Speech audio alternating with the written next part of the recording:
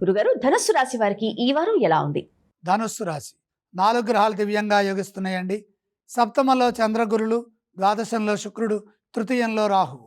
మనోబలంతో పనులు మొదలుపెట్టండి. చేపట్టే కార్యక్రమాల్లో విజయం లభిస్తుంది. ఆశయాలకు తగ్గట్టుగా తగినంత కృషిని చేయండి. ఫలితాలు సానుకూలంగా ఉంటాయి. ప్రధాన కార్యక్రమాల్లో మేలు జరుగుతుంది. దైవబలం అనుకూలిస్తుంది.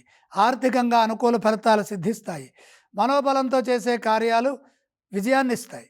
కుటుంబ సభ్యుల సహాయ సహకారాలు కలిసి వస్తాయి. తోటివారితో శాంతంగా ముందుకు సాగండి. శ్రేయస్సు పెరుగుతుంది. సౌభాగ్య సిద్ధి కలుగుతుంది. సమాజంలో మంచి పేరును సంపాదిస్తారు. ఉద్యోగ వ్యాపారాల్లో గతానుభవంతో పనిచేయండి. బద్ధకాన్ని దరిచేరనివ్వకుండా ఎప్పటి పనులు అప్పుడే పూర్తి చేసుకుంటే శుభ ఫలితాలు సిద్ధిస్తాయి.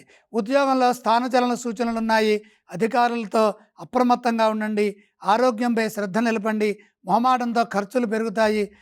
డబ్బులు ఇస్తే తిరిగి రావు కాబట్టి ఆలోచించి ఆర్థికంగా జాగ్రత్తగా ముందుకు సాగండి.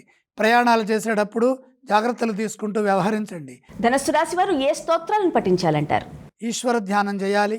ధనస్సు రాశి వారు ఏ ఆలయాన్ని సందర్శిస్తే వారికి శుభ ఫలితాలు కలుగుతాయి? ధనుస్సు రాశి వారు సూర్యుణ్ణి దర్శిస్తే మేలు జరుగుతుంది. వారు ఎటువంటి దానాలు చేయాలి? సూర్యప్రీతిగా గోధుమలు కొద్దిగా దానం చేయండి.